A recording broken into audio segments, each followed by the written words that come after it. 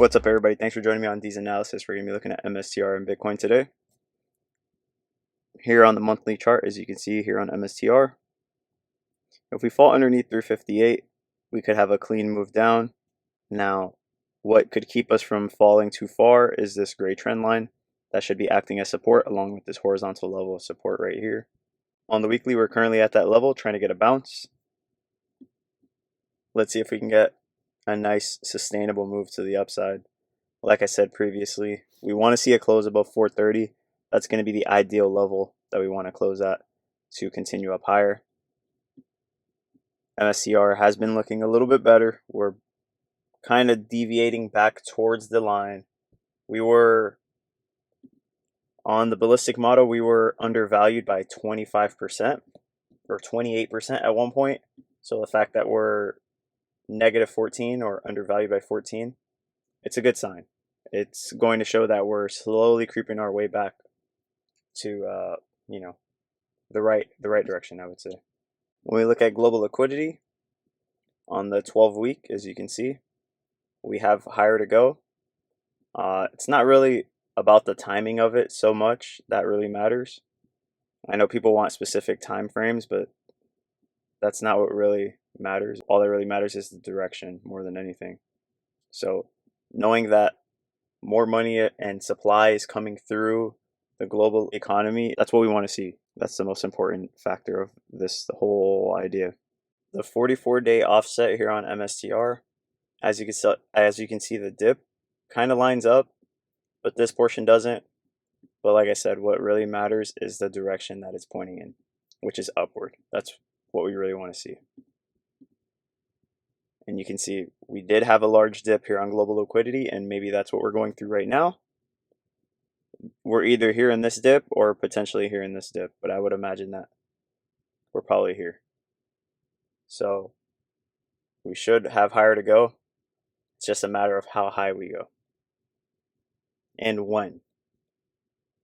Bitcoin's just been kind of trending sideways, just kind of, just sitting there. It's not doing much at all. It's been a boring time, but that's expected.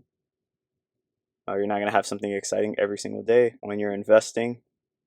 When you take a look here at Bitcoin, the structure is just so bullish, and we're still holding these lows. And prices potentially, if I were to take a guess, price is just waiting for Friday, because that's when we get the unemployment rate. And once we get the unemployment rate, then maybe we can make a move and we potentially close down here, retest, and go down further. Or it's time to actually wick off of here finally and close above here, and then eventually make our way to the top of this trend line, maybe get rejected, and hopefully eventually break through it. But like I said prior, that is the next level of resistance that we're going to be looking at once we break these highs here at 112. It's going to be that trend line that connects back over here. As you can see, every time we broke a local high and structure, you can see that price ended up moving up, 43 to 60% here from this structure. I'll just say from here was about 50 to 60% as well. And then from this structure here was about 50 to 60% again. So what happens when we break this structure here, and if we run up 50 to 60%, that puts us, anywhere from 155 to 170. We'll see where things take us, of course. Like we said, global liquidity is always going to help guide us in the direction that's coming up. So remember, it's not exact, but it gives you the idea of where price is going. And when you look here on Bitcoin, the 12-week offset, you can see we're just getting started. It's a minor reset in price, just a cool off period to continuously move up higher. Like I said, it's a matter of when and how high we go. It's not a matter of if. Unless, something out of our control comes in, like unemployment on Friday, for some reason it ends up spiking dramatically higher and it spooks the markets. But if everything stays cool, calm, and collected, then this should continue up higher in terms of global liquidity. But yeah, I wouldn't be too focused on the exact days of global liquidity and trying to time the market with it, because the correlation is like anywhere from 80 to 90%. So you don't want to be you don't want to make trading decisions and stuff like that based off of something like that. I mean, I understand that 80 to 90% is great and you can make a lot of money being 80 to 90% correct, but I don't think it's the best idea. Now, for long-term investing, it's great. But the structure's just, it's looking good. We're not really breaking up or down. We're just going sideways. We're not moving anywhere. So there's really not too much to say. Things are kind of looking the same as they have been prior. You can see we're underneath this 20-day SMA, got rejection. There isn't too much structure that we have to break on Bitcoin at this point. We are making our way slowly but surely up. It is actually, now that I look at it, it's potentially could be a head and shoulders, maybe.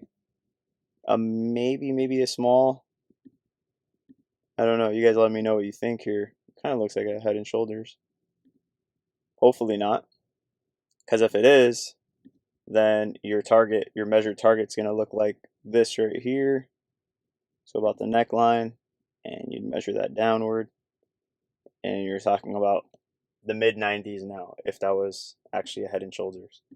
So hopefully that's not the case.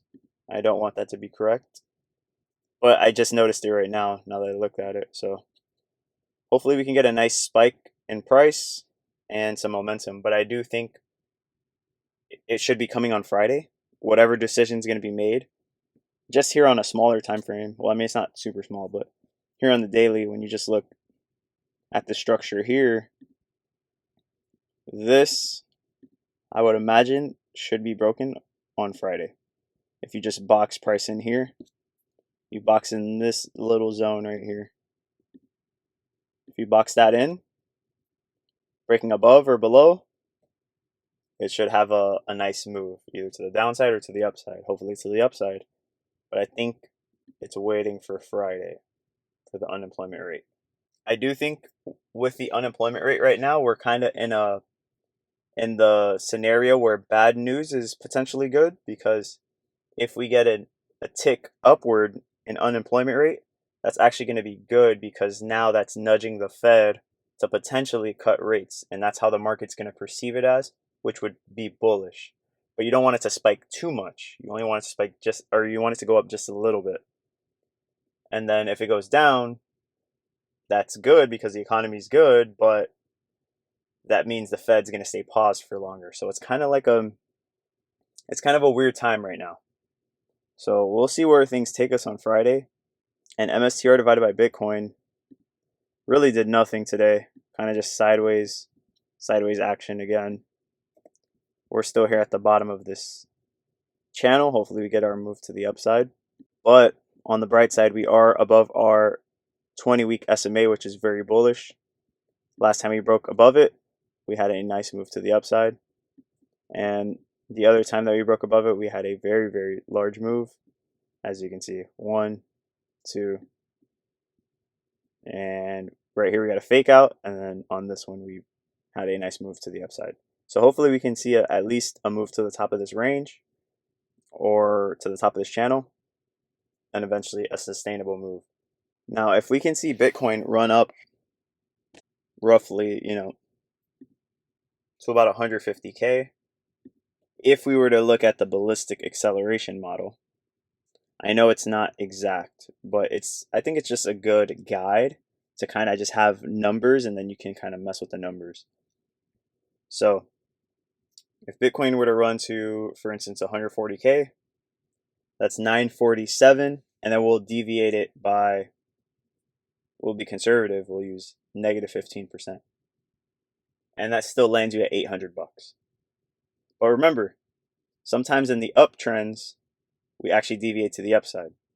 So it could be 947 and we deviate to the upside by 15%, which would give you 1089. So that's always a possibility. Keep that in your head. Remember that. we'll see where things go. I do think whenever we finally get a run to the upside on Bitcoin, I would imagine that MSTR will front run Bitcoin's move. So you kind of have to think ahead of Bitcoin. So if you think Bitcoin's about to top at or hit some kind of a resistance at 140, then when you're sitting at like 135, you should probably be selling MSTR because MSTR is already on that 140 Bitcoin level and about to reject, while Bitcoin's still going to be going up. So keep that in mind.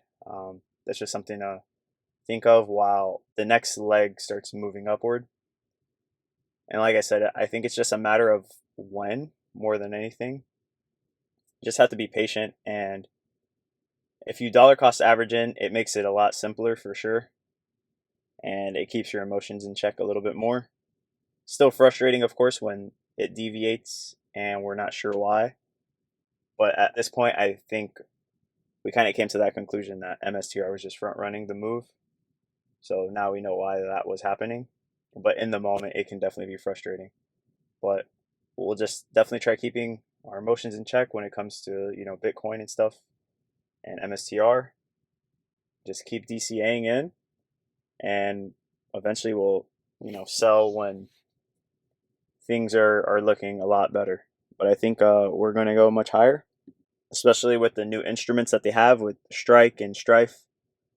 If they can ease off the ATM a little bit more, that should give us a little bit more room to breathe.